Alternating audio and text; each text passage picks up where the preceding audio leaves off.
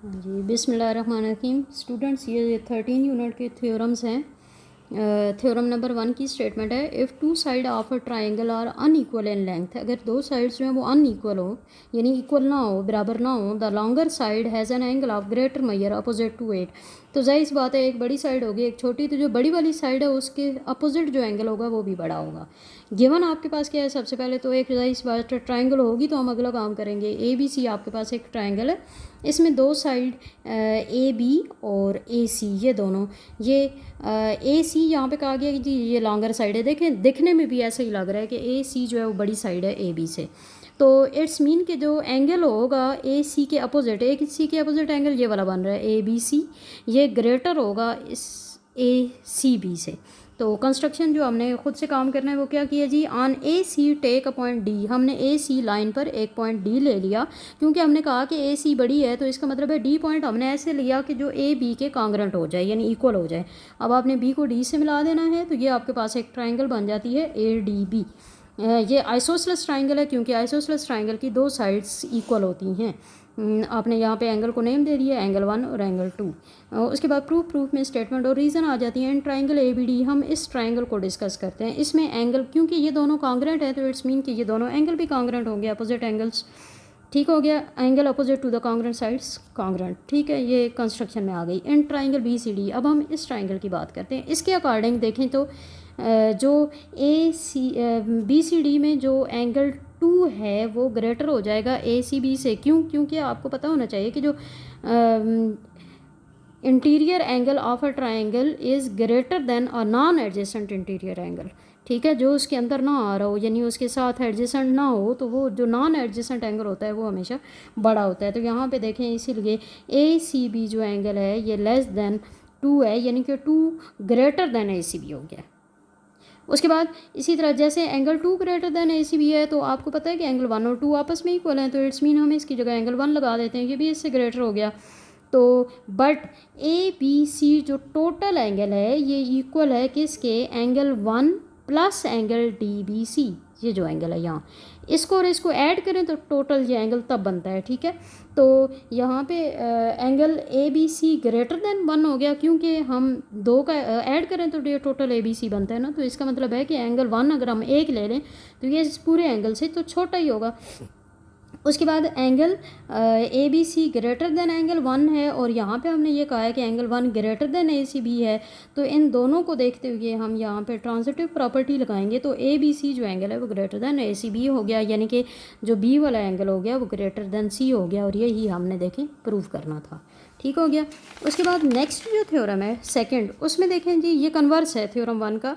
इसमें क्या है, if two angle of a triangle are unequal in measure, वहाँ पे साइड्स थी, यहाँ पे एंगल की बात हो रही है। अगर दो एंगल्स जो हैं वो इक्वल नहीं होंगे तो उनकी जो अपोजिट साइड्स होंगी, ग्रेटर एंगल की अपोजिट साइड्स ग्रेटर होगी, और जो स्मॉलर होगी उसकी स्मॉलर एंगल की स्मॉलर होगी। इसमें भी अब आप देखें कि एक ट्राइंगल आपको ए बी सी गिवन है, एंगल ए जो है वो ग्रेटर देन एंगल बी हो गया, क्योंकि ये देखें ये वाली साइड बड़ी है, तो बड़ी साइड के सामने लग रही है ना कि बड़ी है, तो इसके सामने वाला एंगल बड़ा है। यहाँ पे हमें गिवन ये है कि ए जो है वो बड़ा है बी से।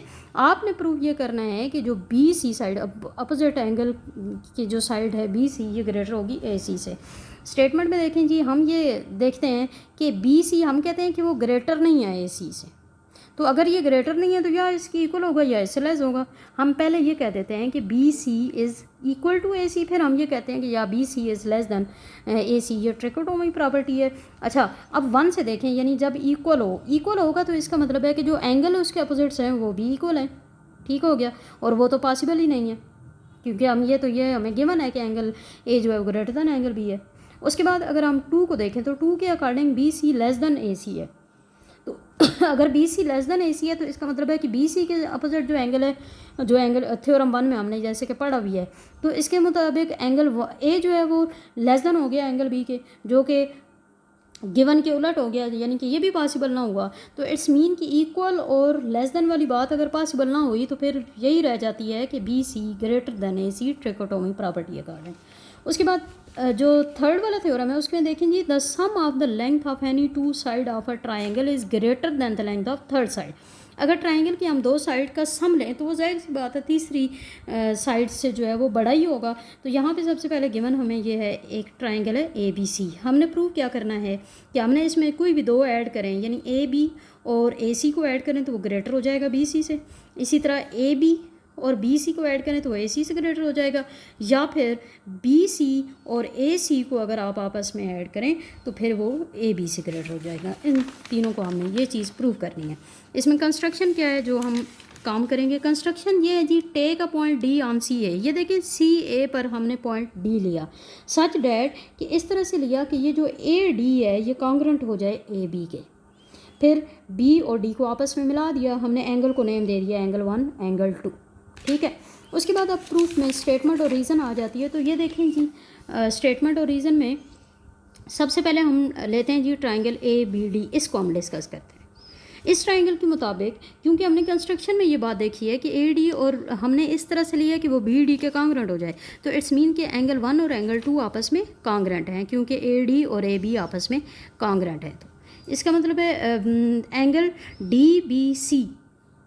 DBC कौन सा एंगल बन रहा है? ये वाला, ये जो पूरा एंगल है ये ग्रेटर है 1 से, क्योंकि 1 तो इसका एक पार्ट है, तो ये इससे ग्रेटर है क्योंकि वो ऐड करने से ये टोटल बनता है। इसी तरह DBC, क्योंकि एंगल 1 और 2 इक्वल हैं, तो इसका मतलब है ये अगर 1 से ग्रेटर है तो 2 से भी ग्रेटर हुआ। उसके बाद क्या है जी, इन ट्राइंगल DBC। अब हम DBC यानी ये जो पूरी ट्राइंगल बन रही है, दरम्यान वाली लाइन को आप इग्नोर कर दें, ये पूरी जो ट्राइंगल बन रही है इसकी बात हो रही है। CD is greater than BC और AD plus AC is greater than BC।